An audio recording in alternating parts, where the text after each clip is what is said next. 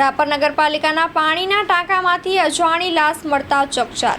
વાગડના મુખ્ય મથક રાપર નગર ખાતે આજે પાણીના વિશાળ ટાંકામાંથી અજાણ્યા પુરુષનો ભેદી સંજોગોમાં મૃતદેહ મળી આવતા તંત્ર દોડતું થયું હોવાની ઘટના જાણવા મળી છે, જેમાં શહેરની ભાગોળે આવેલા હેલીપેડ વિસ્તારમાં નગરપાલિકાના પાણીના ટાંકામાંથી તરતી અવસ્થામાં મૃતદેહ જોવા મળતા નગરમાં ચકચાર ફેલાય છે। કયા કારણોસર અજાણી વ્યક્તિ પાણીના ટાંકાની અંદર સુધી પહોંચી તે અંગે ચર્ચાએ જોર પકડ્યું છે।